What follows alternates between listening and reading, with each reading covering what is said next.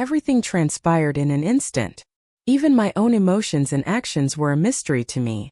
The guilt I felt inside intensified as I continued to dwell on that exact second. Perhaps if we discuss it, it will become less of a burden. Then it could just make things worse. However, the weight of this secret is just too great to bear. No, I'm embarrassed to even bring it up. However, I see it as my sole option for releasing the burden that has been weighing me down.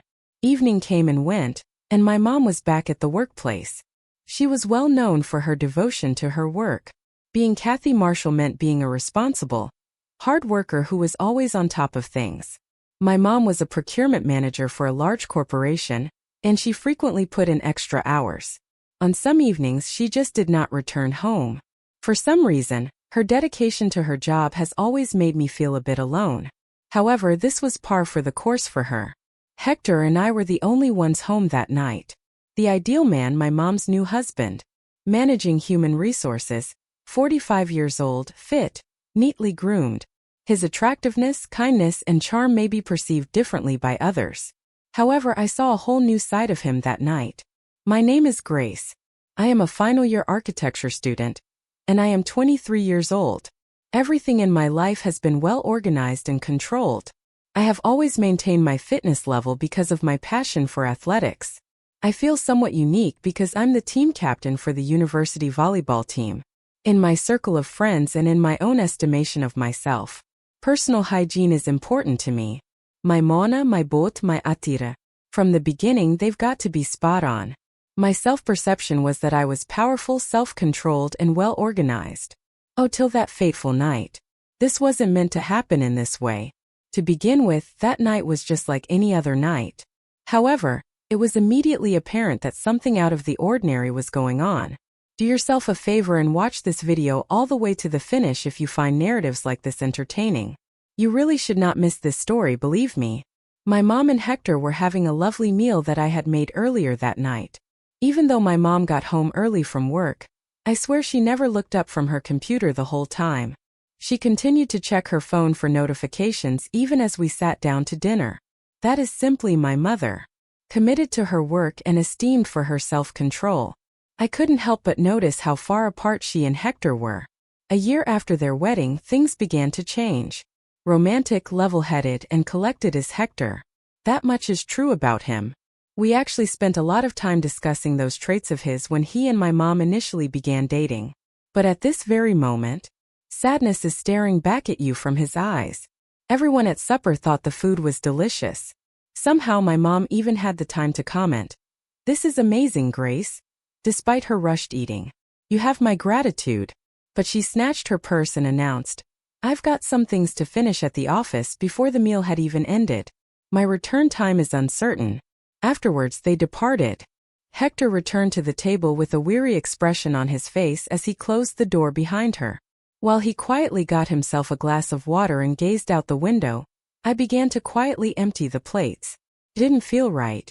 Even though Hector generally exudes such a good vibe, tonight was an exception. Going into the living room was my next step after washing the dishes. Hector sat on the couch and stared aimlessly at the black box television. Sitting down next to him, I whispered, "Are you all right?" After appearing momentarily shocked, he cocked his head towards me and offered a subtle smile. "Okay, Grace, I'm good. Probably just a little weary." His expressions contradicted his words, as I could see it in his eyes. Persistent quietness persisted. "Hector, I'm not accustomed to seeing you like this," I murmured, responding to an internal nudging. "There are days that are easier than others," he said after pausing to collect himself. "The work that Kathy loves." "Okay, I see. Yes, I do. But there are moments when I'm unsure. Basically, I'm just lonely." He spoke with a small crack in his voice. It was unexpected of him to confess like way. Hector was the type of person who could keep his cool under pressure. But at that one second he seemed so relatable. Saying "you're right" was the best I could muster. As a result of the gravity of the situation, the living room vibe changed. The emptiness. It had the dual effect of driving a wedge between us and drawing us together. Helping him was my goal. In order to alleviate his distress. The question is, how? In the living room, Hector had already set up the television after Mom had departed for the office. Lazily, he flipped through channels on the remote while sprawled out on the corner of the couch. His gaze remained fixed on the television, however his thoughts appeared to be elsewhere. Stepping silently towards the kitchen, I brewed a pot of coffee. It wasn't because I needed a drink so badly.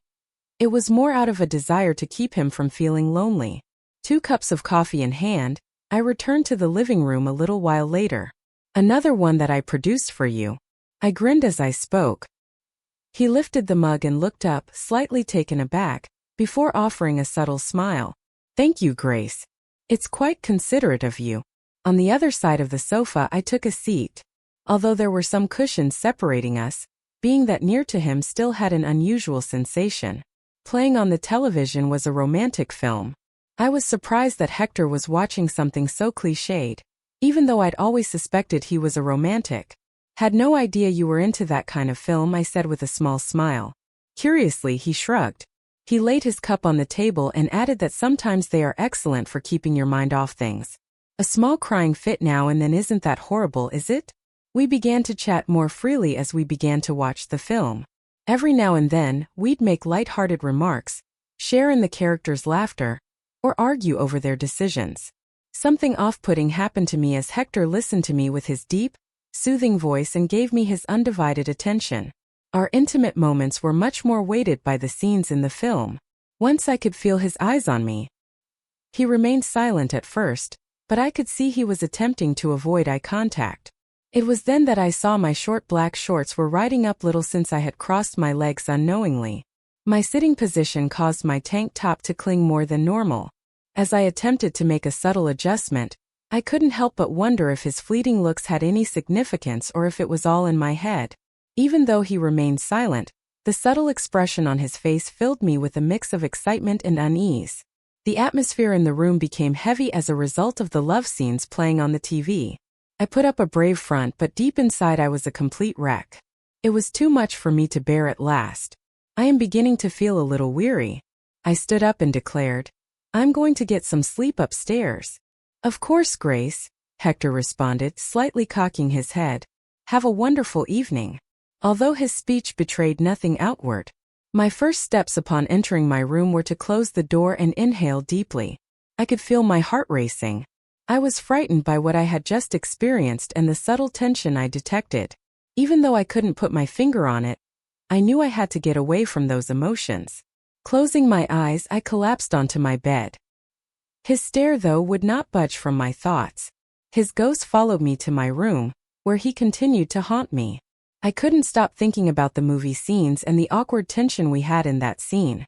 Hector, come here. My feelings of shame intensified as I pondered what an ideal man he was. Everyone knew he was a faithful and romantic when he wed my mom. He was the type of guy who could make someone feel secure, disciplined, and stable. I couldn't have asked for a better husband than Hector for my busy and diligent mom. On the other hand, I couldn't help but notice his striking good looks. His broad shoulders, captivating eyes, and serene grin that surfaced throughout his speeches. Those were Hector's distinguishing features. Feelings were difficult to suppress. That includes me. It was during the movie when I saw those looks. Some change seemed to have taken place. It seemed virtually inevitable that he also saw me. I felt increasingly guilty and oddly thrilled as these thoughts continued to assault my mind. My frustration with myself was overwhelming. My emotions are inappropriate. It was wrong. My rational ideas were drowned out by the racing heart and the fluttering sensations that were building within of me. I had been under the impression that Hector's presence didn't matter to me for quite some time. It was crystal obvious now. In the midst of all these racing thoughts, I managed to fall asleep that night. I could still see Hector's face in my nightmares. I felt an immense amount of shame the following morning when I awoke. But it looked like there was no way to escape these ideas. Hector and I started to have different perspectives on life as time passed. We spent a lot of quality time together on nights when my mom had to work. Despite our best efforts, our interactions started to feel increasingly familiar. I felt awkward and timid at first. However, I felt at ease by Hector's pleasant and collected personality. A light bulb went off in my heart every time I met his eyes. My attraction to him grew stronger as the days went by. On the other hand, I despised myself for experiencing these emotions. Almost surely Hector too. observed the change. The faint electric charge I felt whenever our gazes locked. Every time it wreaked havoc on me. I was both pleased and afraid to know that he had spotted me as well. Finally, that night arrived. Once again, my mom had a late meeting at the office. The house remained silent, identical to the first night. This time, though, a different vibe was floating around. Pay close attention. Something to look forward to. Uncertain of what was ahead, my heart raced. That night I slept poorly. I couldn't stop thinking about Hector and the peculiar emotions I had for him. I felt like I was pinned to my bed by the tumultuous feelings swirling around in my head and my racing heart. I got up when I realized I was never going to sleep. My beloved crimson lace satin nightgown was on my body. The delicate cloth was like having a warm hug as it rested against my skin. The time was beyond 2 in the morning. I crept stealthily to the kitchen in the hopes that getting a drink of water might assist. I felt a lump in my throat the second I entered the kitchen. You could see Hector. He typically dozed off before the clock struck midnight. This evening, though, was obviously different. He was retrieving a second bottle of wine from the refrigerator as he set the empty bottle on the table. It was clear that he was shirtless. He sported an exposed, powerful back. The muscles in his shoulders tensed up with each action. In the soft light of the kitchen, his back appears sculptured.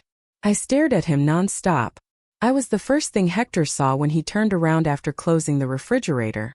"Hey, Grace." Asking, "Couldn't sleep?" He spoke in a kind but weary voice. I made an effort to compose myself. "It was like that, you know. What keeps you going?" Jetting against the edge of the kitchen island, I inquired. With a subtle grin, he raised the bottle of wine. "You need to take a break every now and then. Being the only one in a bar may grow old quickly. Want to come along?" It was a moment of question for me, but I couldn't refuse. "That would be great," I replied. Adjoining him in the chair, I poured him another glass. In the beginning, our conversation was very light and casual. However, after we finished our drinks, the discussion delved further. We discussed Hector's profession, my mom, and life in general. His composure and maturity were brought to my attention again.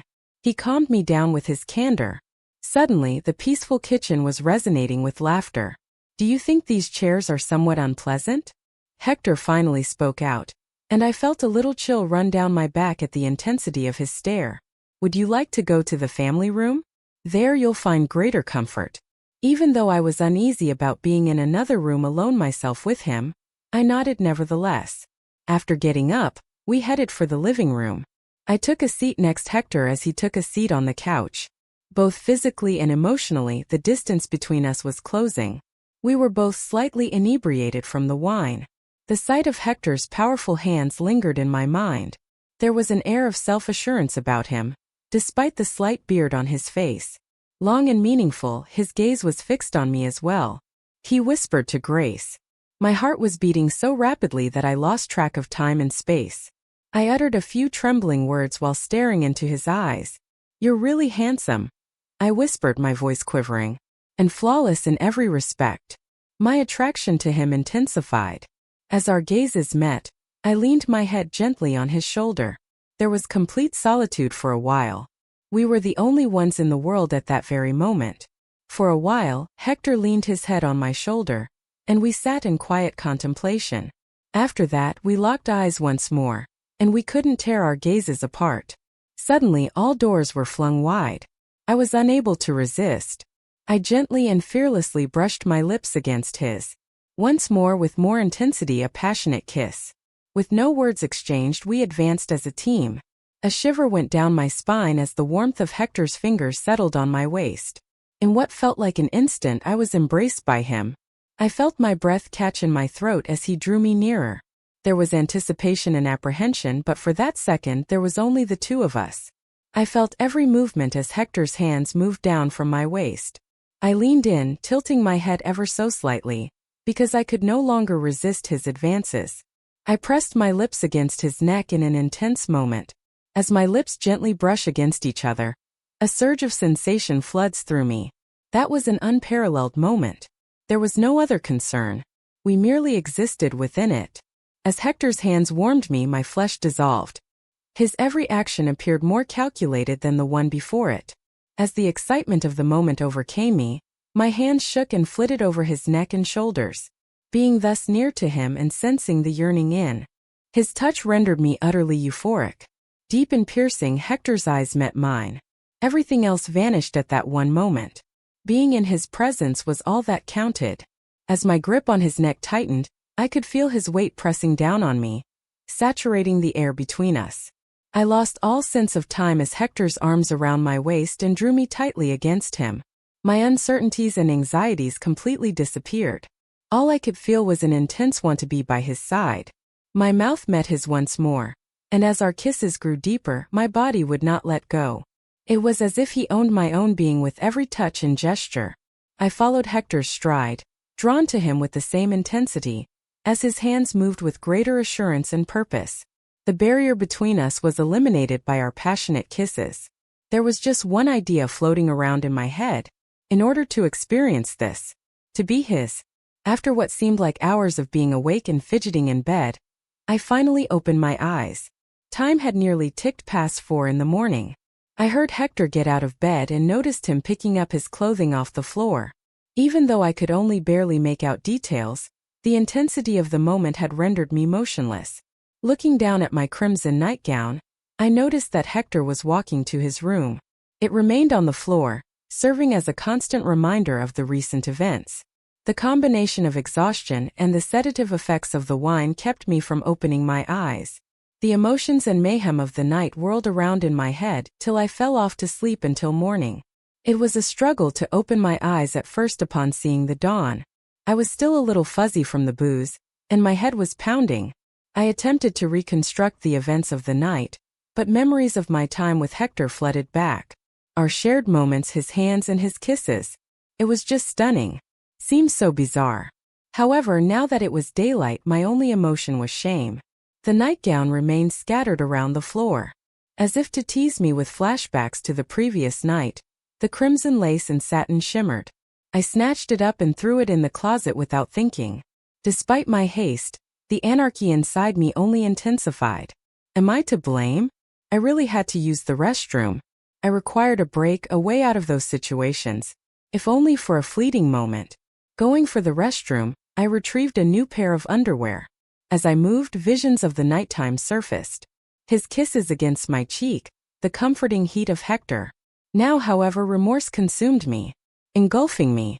Even though it was a catastrophe, that night had been lovely. Am I to blame? Exactly what was going on with me?